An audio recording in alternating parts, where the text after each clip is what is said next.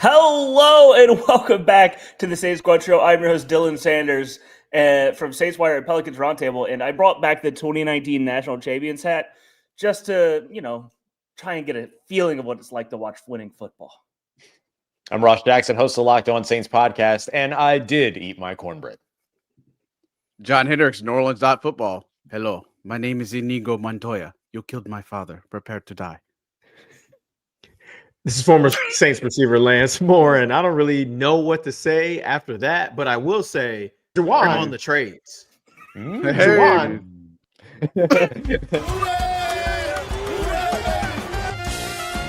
It's the Saints Squad. Everything New Orleans Saints, every week. Covering all the big hits and game-changing plays from down in the Big Easy, the way only Locked On Podcast Network can. Get ready and squad up. It's the Saints Squad Show, starting now.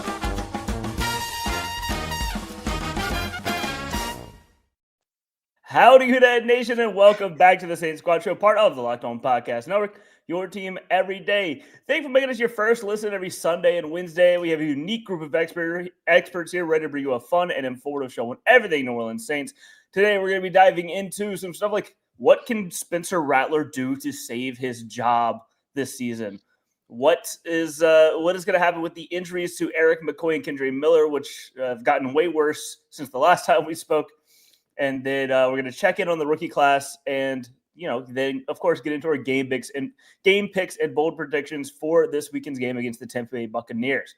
Today's episode is brought to you by the FanDuel. Right now, new customers can bet just $5, and if your bet wins, you'll get $300 in bonus bets to use across the app. Let's get started today with, I think, the biggest topic that has been discussed over the past week. It's something that, we all saw coming. Maybe didn't want to see it happen early, but, now it's time. Is Tyler Shough going to take over for Spencer Rattler? Is becoming less of an if and more of a win. Saints are 1-6. But Spencer Rattler is still the starting quarterback, which means it's his job until it isn't. What can he do to keep it that way? And can he keep it that way? Let's start off with Ross Jackson. So we didn't get to talk to on Sunday right after the game. Yeah, sure. Look, I think to an extent, there's not really a such thing as Spencer Rattler keeping his job, right? Like, I think to a certain extent, like the goal is eventually going to be to get a look at Tyler Shough and find out what the Saints have in their quarterback room as opposed to what they have at quarterback. For the first time this season, I heard the Saints, without prompting, openly acknowledge that they have two quarterbacks in the building, and that was Spencer Rattler and Tyler Shough when Mickey Loomis spoke at WWL Radio. And so it's interesting to sort of hear that and finally, kind of hear them finally like start to call that conversation. I remember for so long it was 3-3-3-3, and then it was 1-1-1-1, and now all of a sudden it's 2. And so I think like that there's an acknowledgement there for sure. I think that the question becomes now, how long can Spencer Rattler push this job and hold on to it? And I really think he's got until the bye week, but he's going to have to come back from that Chicago Bears game better than he was before that Chicago Bears game in order to extend it all the way to the bye week. So those are kind of the stipulations that I'm looking for, that I think that's what Spencer Rattler has to do to save his job. But even the saving of his job feels like it has an end date during this season. Yeah, it stinks because, he kind of has played like someone, like a rookie quarterback that you kind of want to see, a young quarterback. If he was like a second round draft pick this year, I think everyone's excited about what you're seeing, but that's not the case. And, he was a 5th round pick last year, got a chance last year, didn't look great, and then had flashes this year, but still can't win games. Lance, let's go to you. What do you think, what are your thoughts on it right now? Well, I mean, I agree with everything that you guys are saying. I do think that he's got to play better. I think he's got to protect the football, but I think he's got to win. That's the only way he's keeping his job. We all have talked about it all season long. It's going to be a situation where we're going to see both quarterbacks. It's just a matter of when the second guy gets to come in. The only way he's preventing that from happening is if he wins. And even if he's not the reason that the team is losing, he's still going to lose his job. It's just the nature of the business, especially in the NFL, when it's like everybody, like, hell is frozen over when you keep losing games. And so how do we make hell thaw out? Yeah, and by you doing defrost that, it. how do you defrost it? I mean, you can do that potentially by adding a new quarterback into the fold. Maybe that inserts or injects a bit of extra energy into your offense, into your team, into your fan base. And maybe that galvanizes the team, and maybe Tyler Shuck comes in and is able to win some games. Outside of winning games, what I would like to see from him in these next couple games that I guess goes a little bit beyond what you guys have spoken about is for him to show a little more confidence, a little more emotion. He can't just be a guy out there. Like, you need to look like you're in control. You need to look like you're the leader of men. To me, he's been cool, calm, and collected. Love to see that, but at a certain point, it's got to be like, okay, this is my show. I'm the one that's running this thing. I need everybody else around me to feed off of my emotion, my confidence, and my energy. I have not seen that from him. Maybe he's not that type of personality, but that's what I think he needs to start showing, because it's not like he's a young quarterback in his first couple of starts, right? He's in double-digit starting territory now.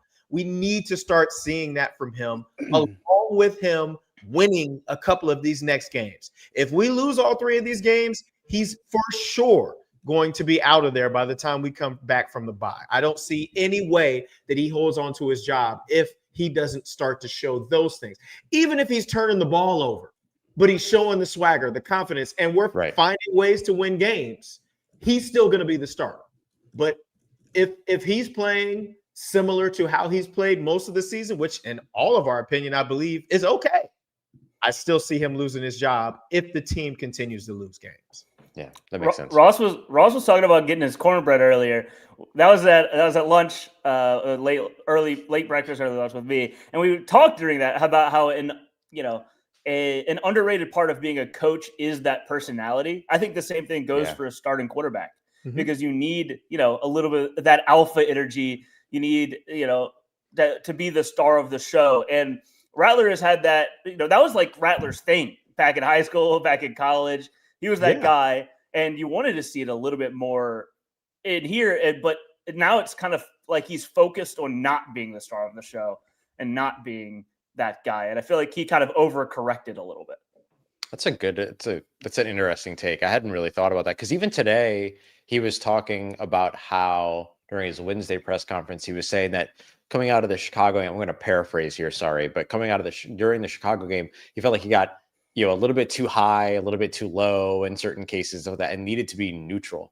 And so he talked about like not getting too emotionally, high or low and all those other things. And it's interesting because when he first said that, I was like, oh, that's interesting. But then now, like, hearing the way that you guys are kind of talking about it, like, oh, I wonder how much maybe the neutrality is actually maybe what could, maybe not being so neutral. Yeah, it didn't work out against Chicago, but would it work in other places and things like that? That's an interesting one. I hadn't really thought about that before. I just think he's got to be himself.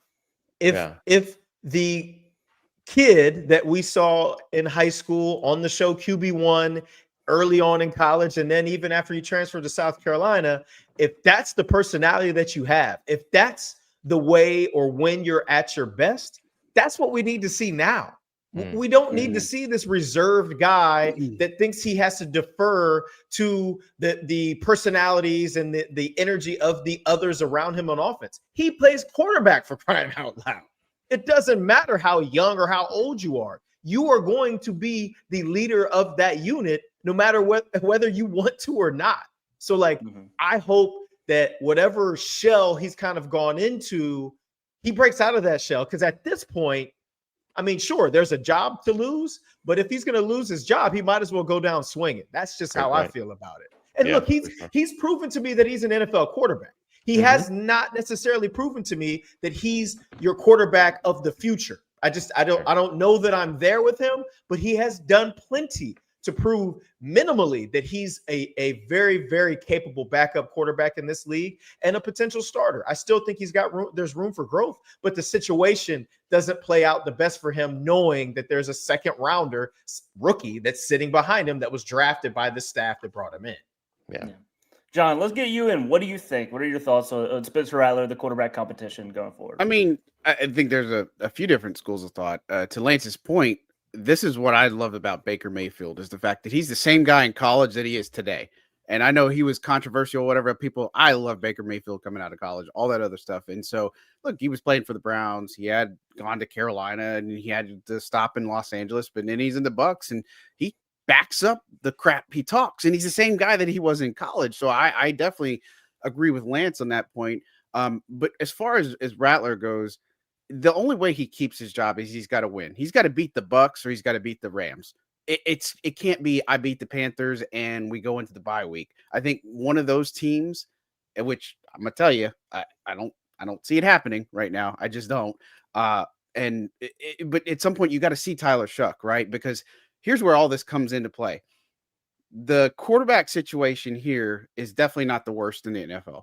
See the New York Jets with Justin Fields and how much they paid.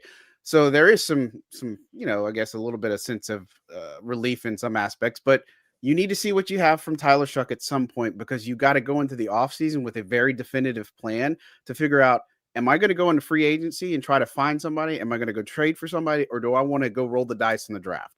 That's kind of where you're at. And I think that's where, comments like Mickey saying stuff about development, like just call it a rebuild. It's a rebuild. Don't say it's a developmental year or do all this other stuff. Like just call it for what it is. You know what I'm saying? And so I think for Rattler, the only way he keeps his job, like I said, is to win.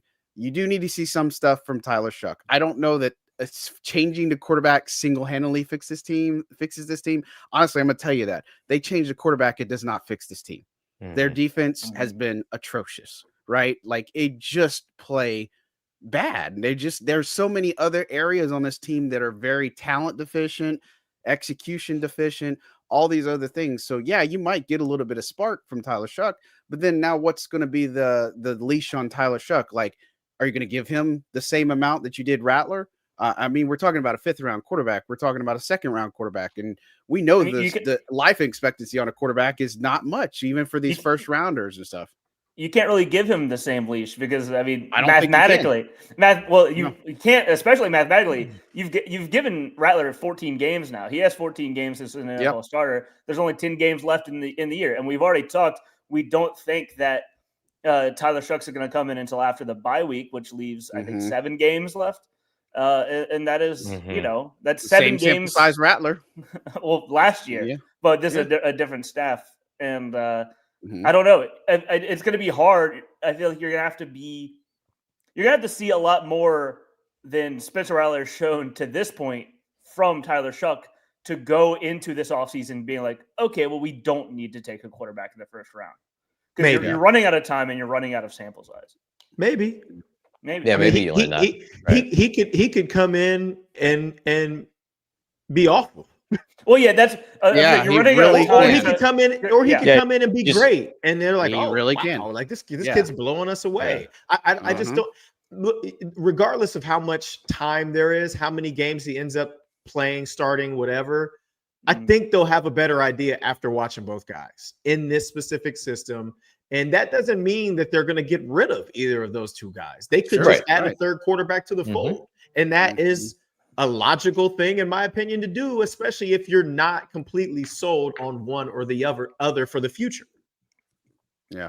And in the free agent class, if you look at it, it's not that good. Like almost every position, a lot of positions out there, free agency is not going to fix the team. Like there's just certain ones out there in positions, and I'm trying to pull it up, but there's not many high profile quarterbacks unless you want to go sign Aaron Rodgers for a year or some of these other old guys, quote unquote. No offense to anybody that's old, including me.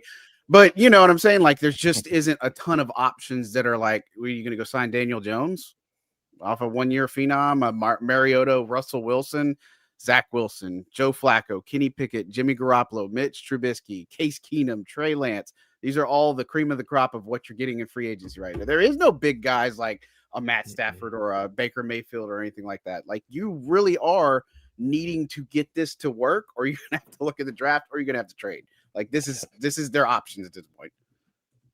Yeah, I mean, it's just it's tough. You kind of whenever you kind of the Saints have kind of built themselves into a corner of not a lot of time to make a very, very big decision and get information for a big decision. But I mean, I feel like that's just kind of what happens whenever you approach a season like this. Yeah. In a rebuild, these things are going to happen. These seasons are going to happen. It's not the most fun. But speaking of not much fun, 2 Saints, one starter, one heavy contributor got hurt and are out for the year. Coming up next, we're going to talk about the implications of that and what that could mean for this season.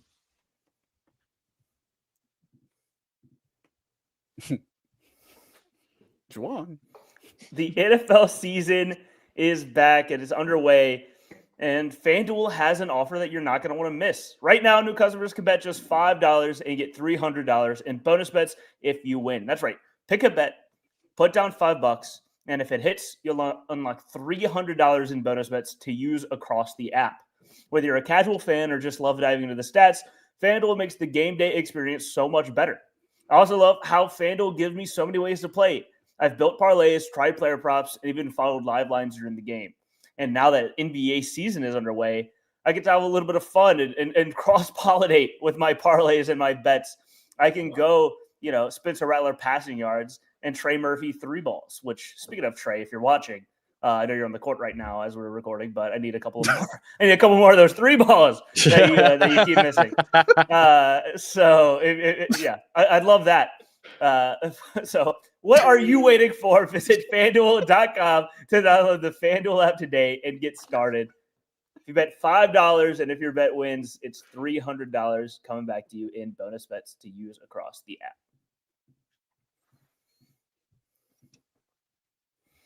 All right, jumping back in, Kendre Miller, Erik McCoy out for the year. And I feel like these are both pretty significant injuries, obviously. Erik McCoy, let's start with McCoy because I think, it's the more interesting conversation for right now just because now hurt again, missing more time. What is that going to do for this season, this team? And we saw last year, Erik McCoy got hurt. The quality of play on the offensive line dropped a lot. And I think that center is one of the most underrated positions on offense in terms of importance and just because offensive linemen don't get the shine. I wanted to start with Lance here. Just how important is it to have a viable starting center?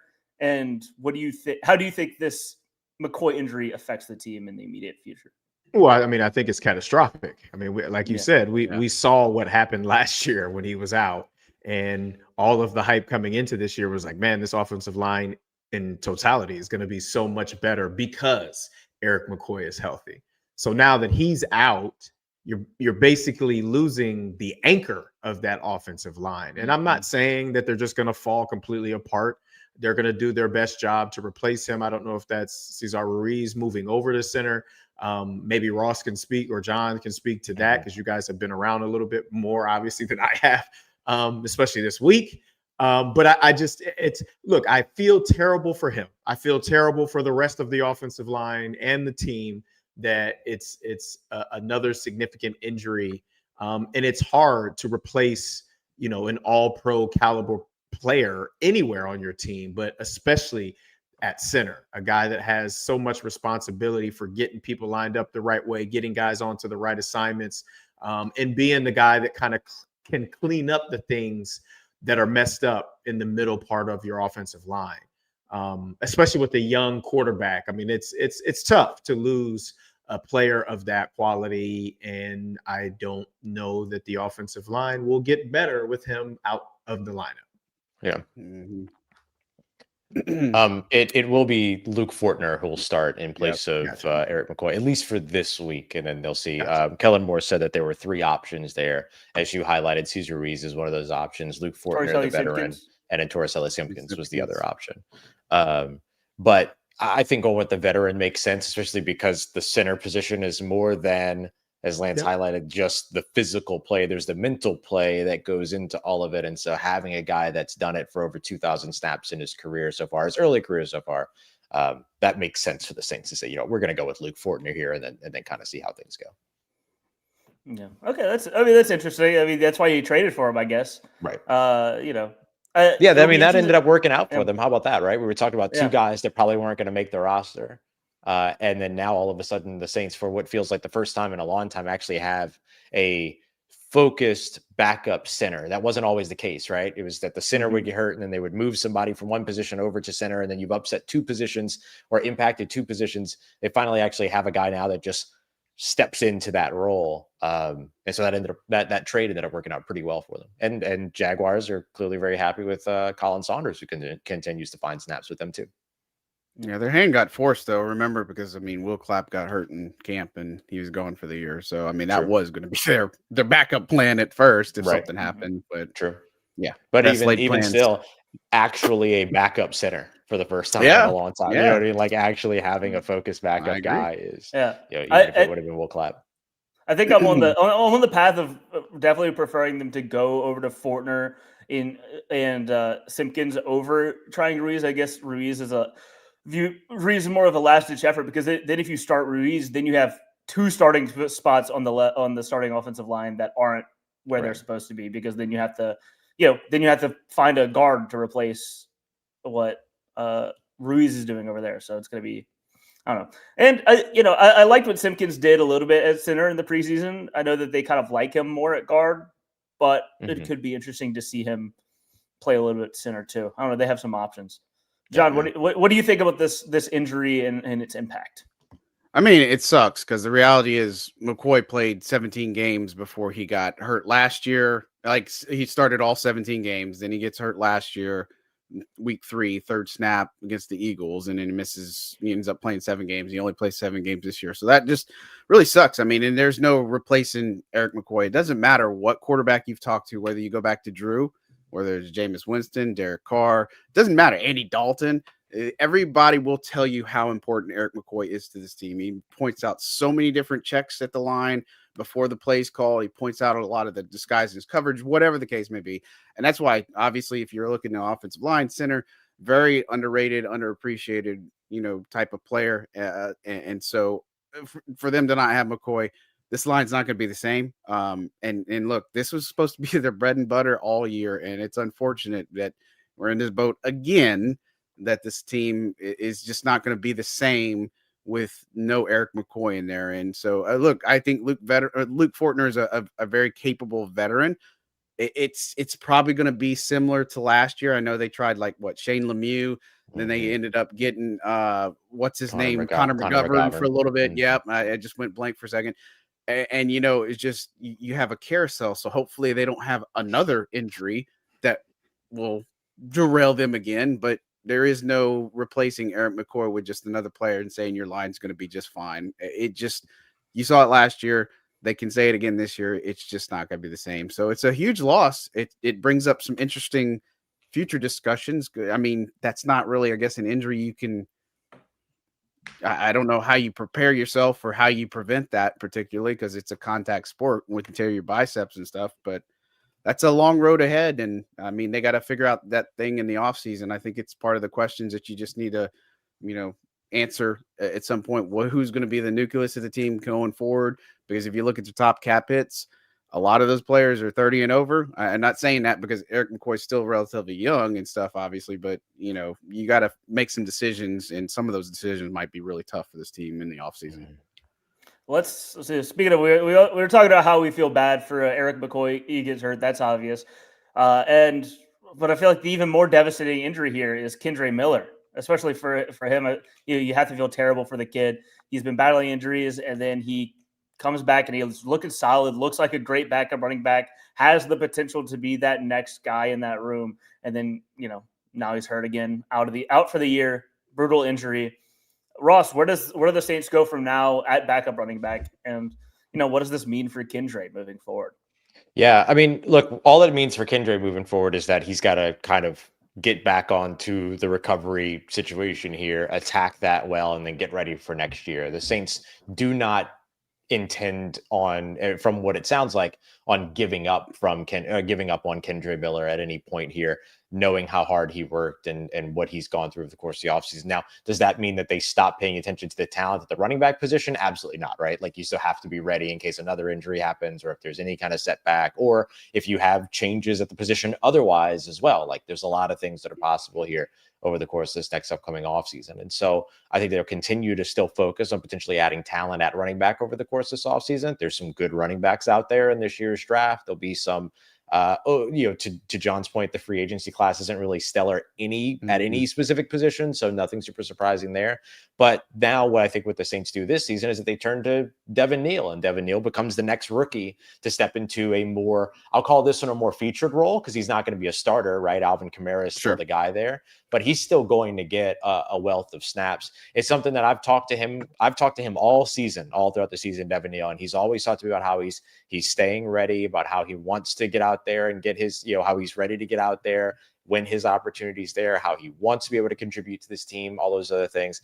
I spoke to him today, and one of the things that he told me is that he's really looking forward to kind of showing that he can do everything, that he's an all-around back, that he can run between the tackles. That's been a big question mark about him, he said, because he hadn't got the opportunity to really do it much yet.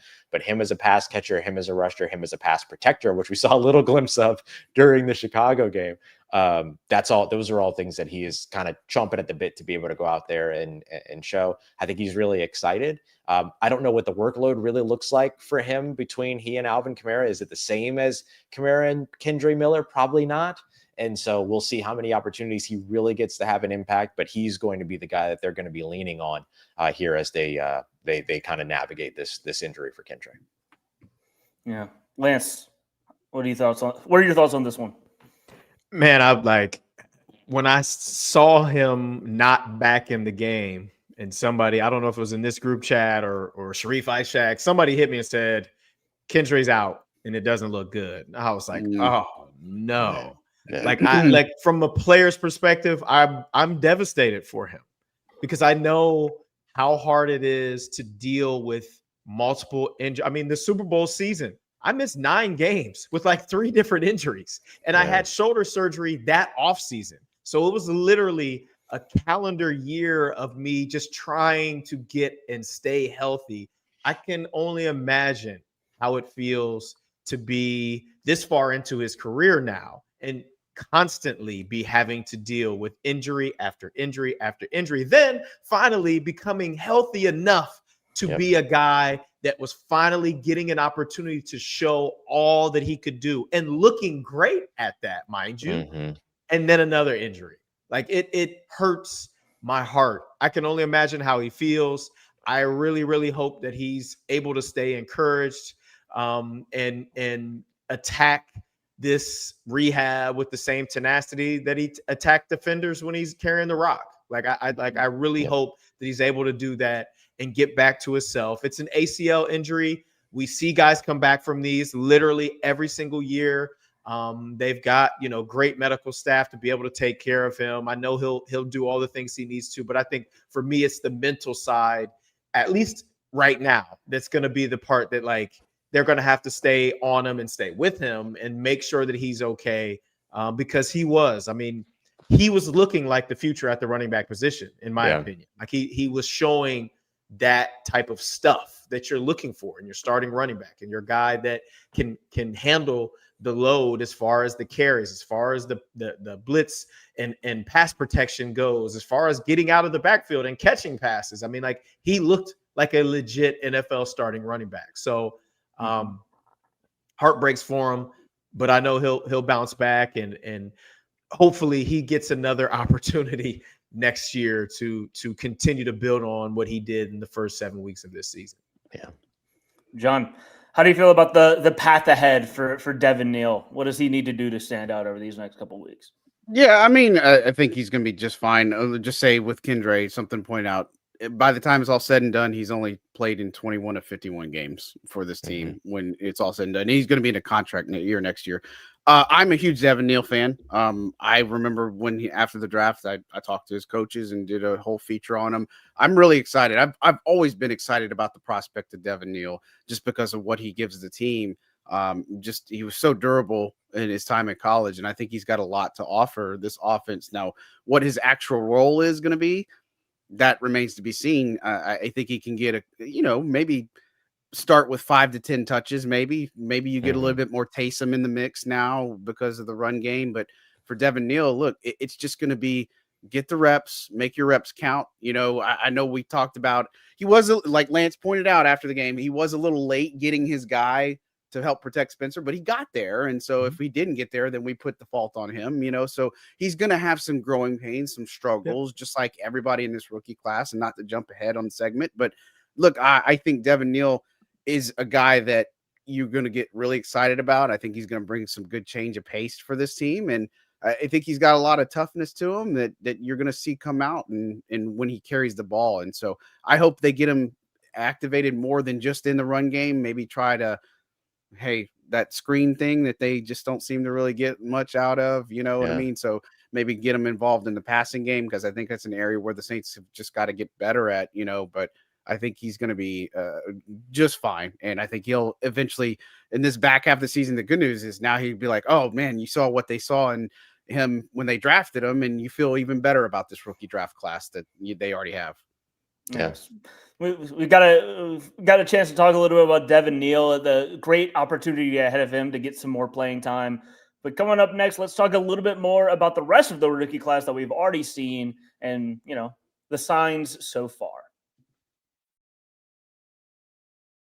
I'm Cody Rourke from Locked On Broncos, and this episode is brought to you by Peloton. Peloton is shaping the future of fitness with the brand new Peloton Cross-Training Tread Plus, powered by Peloton IQ. This is Peloton's most advanced equipment yet, giving you real-time guidance and endless ways to move, whether you're running, lifting, or you're cross-training with your favorite instructors like Alex Toussaint. It's training reimagined to make your workout more personal. Peloton is built for breakthroughs with features that help you plan, stay motivated, and hit peak performance. You can let yourself run, lift, flex, and go while Peloton handles all the rest. Plus, Peloton IQ provides real-time strength coaching, tracking your progress and suggesting weights that challenge you so you can get stronger. Plus, the new movement tracking camera, it counts your reps and corrects your form in real time, making sure every rep is safer and smarter. So let yourself run, lift, flex, push, and go. Explore the new Peloton Cross-Training Tread Plus at onepeloton.com. That wasn't Dylan. You're not Ron. Wait a minute.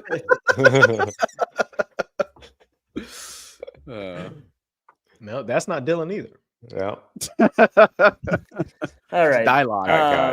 Shout out to Cody Rourke. Now this is Dylan. Dylan's back. Let's talk a little bit more about this rookie class. I'm sorry, I hadn't noticed. Juwan. Let's talk a little bit about this rookie class and what we're seeing so far. I think, the biggest winner that I've seen so far, the biggest two are obviously Jonas Sanker and Quincy Riley, just because they're starting. They're playing a lot. And I think the most impressive rookie to me right now is Riley. He's playing great. I love him forcing turnovers, making his own turnovers, and stepping on opportunities. I think Jonas has looked good. We'll see what Tyler Shuck's doing, but overall, I like this. I like this rookie class so far. Ross, what are your thoughts on the group as a whole? Yeah, I think that this draft class has the opportunity to be the most impactful draft class that the Saints have had since 2017. And look, the bar is not particularly high when it comes to that, right? 2017 was an incredible draft class, but everything after that you've been able to pick out a couple of players that have been long-term contributors, some that have been long-term starters for this team. Erik McCoy, who we just talked about, of course, was a shining example of that. They've built their offensive line through the draft, even though the offensive line still has a lot of question marks, particularly in the run game. I think that there are some things here you can look at this 2025 draft class and say, oh, okay, that's the rebound class that a rebuilding team, or excuse me, that's the rebuild class, my apologies, that a rebuilding team needs. And I think when you get guys that can go out there and immediately start and be impactful for you on defense, Jonas Sanker and Quincy Riley became the first two rookies to have an interception in their rookie seasons for the New Orleans Saints since 2019. The pairing that did it in 2019, by the way, was CJ Gardner-Johnson and Shai Tuttle, the defensive tackle, were the two guys that did that back in 2019. So, like, this is And so you can see like some good contributions coming from those young defensive players. Kelvin Banks Jr. looks like a long-term starter at tackle, which is exactly what the Saints needed and wanted out of him. Vernon Broughton ended up getting hurt, but he was in the mix early. We've seen Fadil Diggs, we've seen Moliki Matavao, now we're getting ready to see more Devin Neal, and then Danny Stutzman's been getting mixed in. And so really like all of these players, like the Saints drafted all these players, they all made the roster in some shape, form, or fashion, and all in some shape. Who is that? Who's that actor? Sean. No, they do with Celebrity Jeopardy on SNL. They used to. Sean Connery. Sean Connery. Yeah. Some Chargers. And so like I think that like I feel pretty good about where the Saints rookie class is so far. And again, I think it has its opportunity to be one of the most impactful in years at a really important time as this time tries to rebuild itself. Yeah. Lance, what are your early reactions for this rookie class? Yeah, I mean, I agree with everything that Ross said. I mean, anytime you get an opportunity to have early contributors as rookies, and especially multiple rookie starters, I think you're doing a good job in drafting, especially with the way that these guys have played.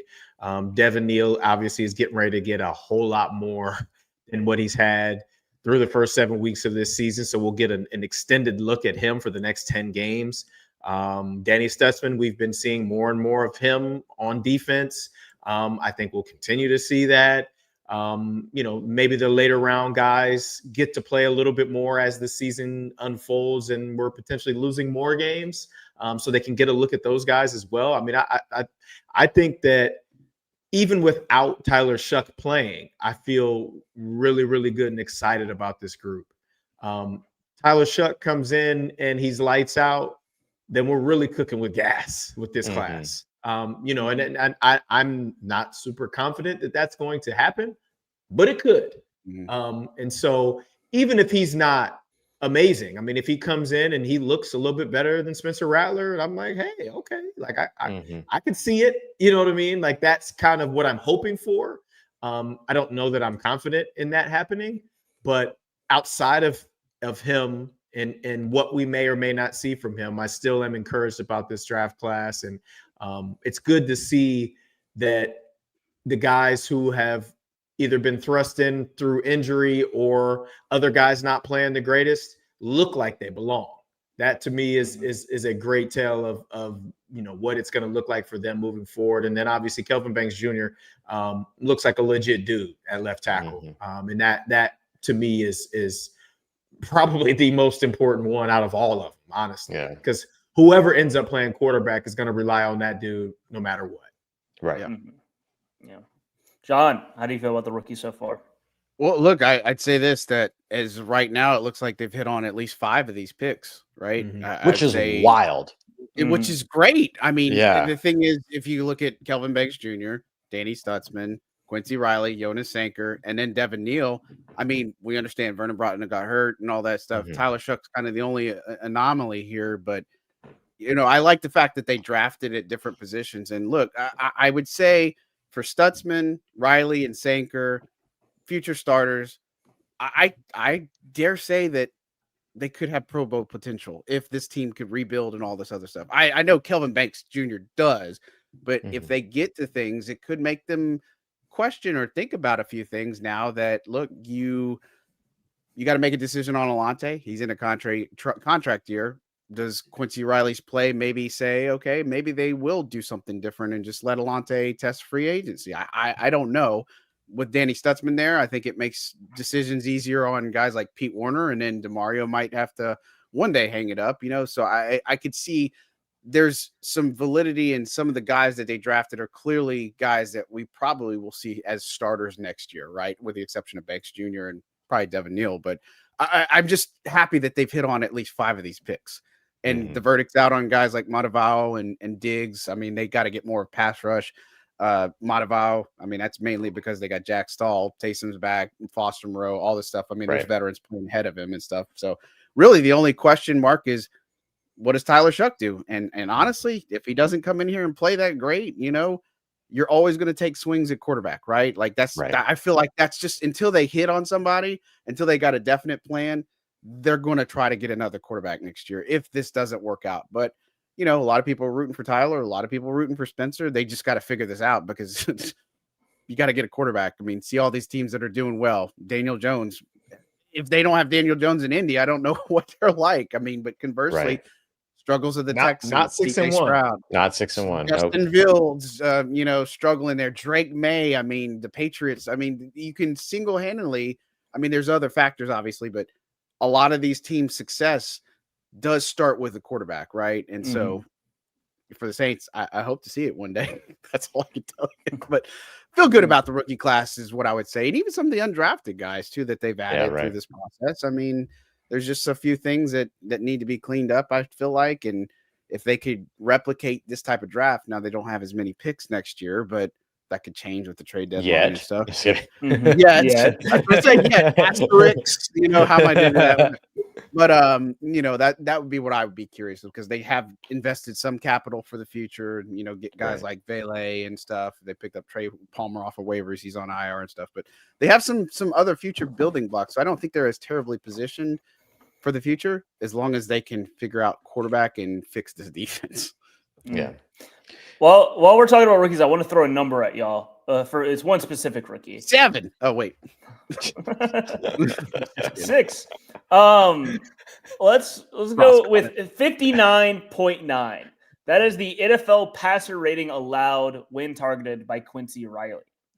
Some other cornerbacks that is of cornerbacks that have played at least 90 coverage snaps this year. That is 9th best in the NFL. Some other guys in that range. I'm sorry. One second. I'm just gonna say real quick. Yeah. Damn, that's awesome. That's really good. I was gonna read off a couple names that are also in that area. Yeah, sure. J.C. Horn, AJ Terrell, Pat Surtain, Derek Stingley, all of those guys. Those are all first-round picks. Seems like they're pretty good guys. Lower than on the list than Quincy Riley so far. Obviously, there are a ton of things. There's smaller sample size. He's not guarding the top guys, but I think it's a great sign so far. Yeah, still got to lock up wide receiver 2, 3, and 4. I mean, yep, yeah, right. How many times have we watched it? Right, like, oh yeah, the first wide receiver got taken out of the game, but then wide receiver 2, wide receiver 3, like all these other guys, they end up making all the plays. Everything like Jalen Guyton always rings in my head every time that the Saints played the Chargers, just a few years ago. It's interesting. I asked Kellen Moore today about, if I just asked him specifically, like, do you anticipate Quincy Riley to continue to be the starter even after Isaac Adam is healthy? And like a good coach would, he didn't specifically answer that question, but he did mention that like their anticipation is that Quincy Riley will continue to start and that they'll see how things continue to progress with Isaac Adam. And there's two elements to that, right? There's the Quincy Riley factor of him holding on to a starting job. And I thought when he got that interception last week against the Bears, I know you're not technically supposed to lose your job while you're injured. I mean, like lose your job while you're injured, like that whole thing. But like, it's hard when somebody gets out there and actually like plays as well as Quincy Riley is playing to say, well, you don't deserve that. Right.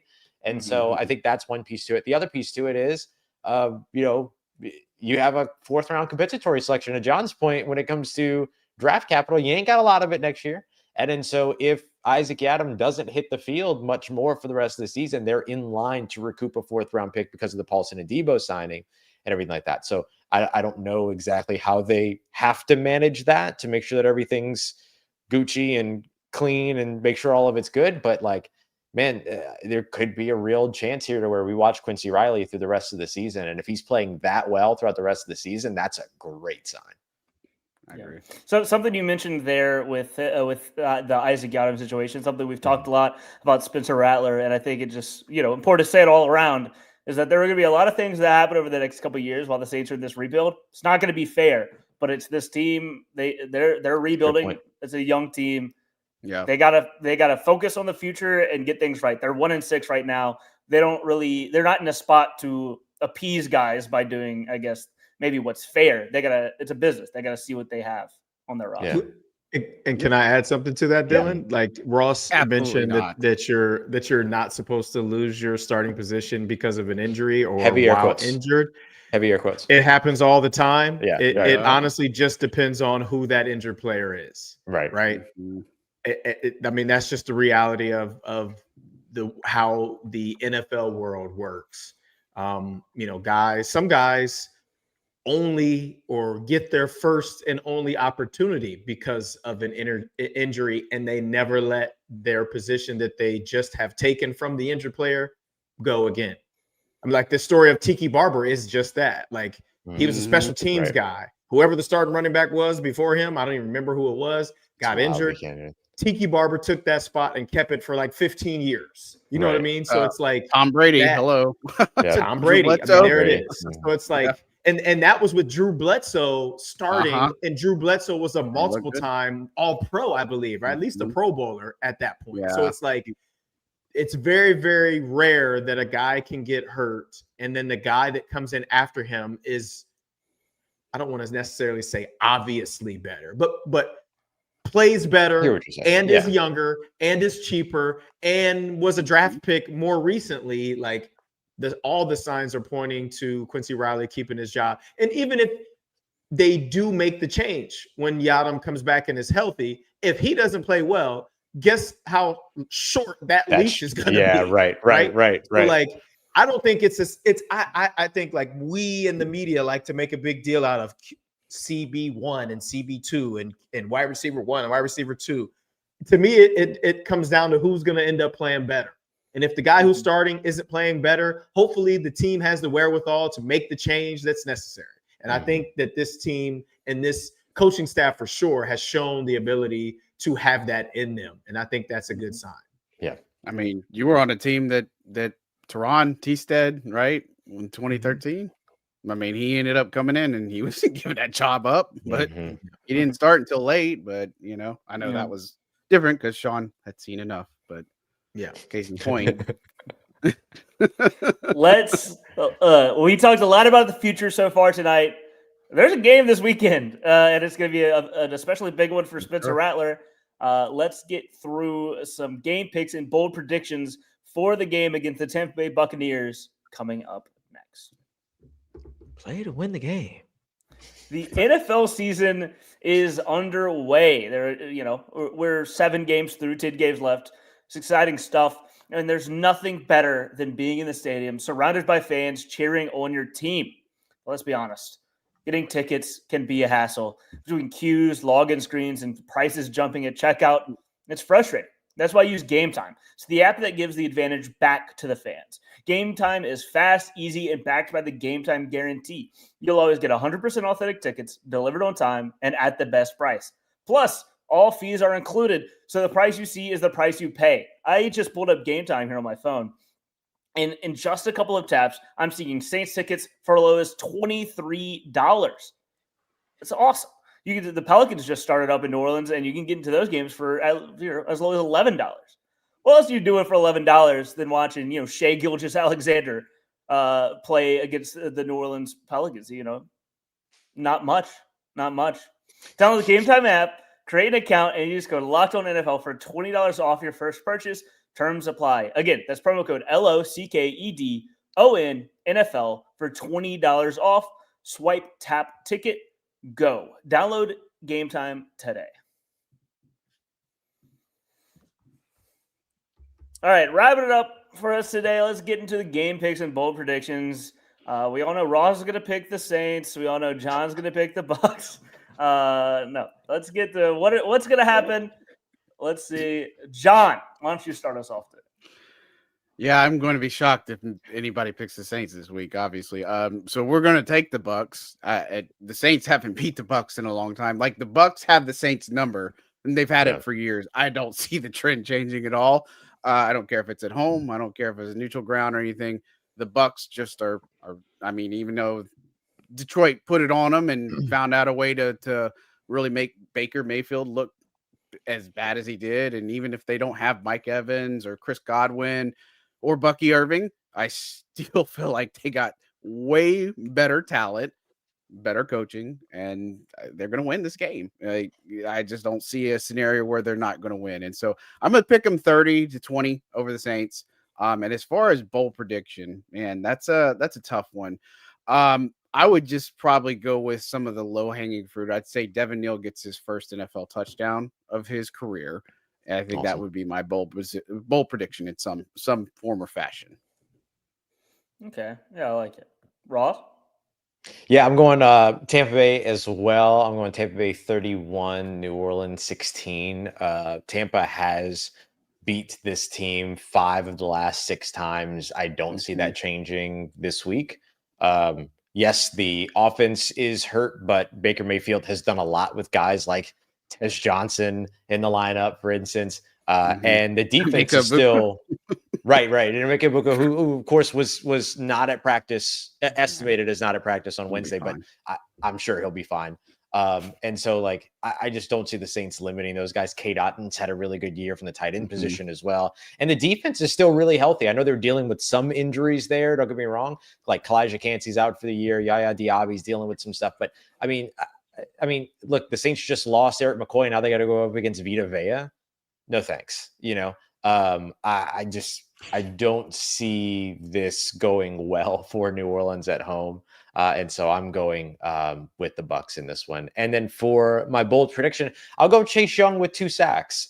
Chase Young he's got a 24.2% pressure rate since coming back this season. The next defensive lineman after that is Chris Rumph III with a 12.7% rate. And it's just one of those things where like Chase Young's been a pretty impactful player when it comes to getting the pass rush going. He's just got to finish at the quarterback. And so that's why I'm considering it a bold prediction that he walks away with a pair of sacks up against Baker Mayfield. How long are we going to keep saying that? I mean, until this is the first time I've said it. So, dang it. First time I've said it. So Jawan, you're gonna have to cut a new one. Chase. That's why it's a bold prediction, Lance. It's a big difference when I say it's an expectation versus when it's a bold prediction, right? Yes, it's extremely bold because history tells us that it ain't happening. Right. Bold prediction. Win. Jawan, we need to win the game. Yes, we need more. Look, man, I hope you're right. I feel like this team over the last couple years have been the kings of pressures and not sacking the quarterback. I mean, it's the Chase Young special, right? And this year they have been the kings of neither. They're not getting pressure and they're not getting sacks, and so it's not a great sign. Yeah. Please don't take a pass rusher in round 1 next year. God, I think I know what Lance's bold prediction is not going to be. But go ahead and he's going Chase Young. He's going 3 sacks for Chase. 3 sacks. Yeah, I'm going to stop underselling my guy. That's it. I am Lance is saying, you know what? I'm bold enough. I'll predict 1 sack for Chase Young. I'll say Blake Grupe makes all his field goals, and that's his bold. That's bold as well. Is bold the right word for these predictions? All right, Lance. Yeah, I mean, you're talking about somebody that's living on thin ice. Like I hope for his sake that he gets it together. But for what it's worth, I thought that this game was on the road, so I had a different prediction. I was going to say 24-13 Bucks. Since we're home, I'm gonna give us an extra touchdown. 24-20 Bucks.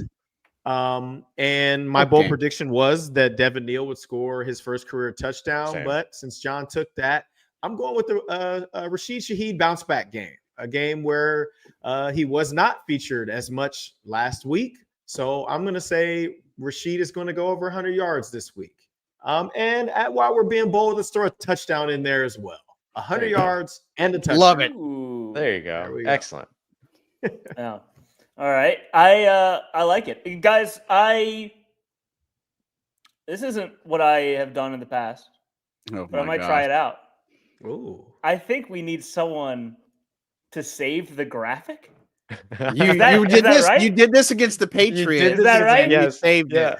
Yeah, but and I'm going 24-20 Saints pick up the win. I'm Oh, going to do it. Lord. I'm actually doing it this time. I'm Wow. going All right. for the Saints to win this game. They're at home. I think that this is a big, you have to have it game for Spencer Rattler. I like whenever he plays with confidence, and I think that we're going to see a different Spencer Rattler. And I also think that this defense is going to hang their eye. They're in the dome. The Bucs offense is hurt.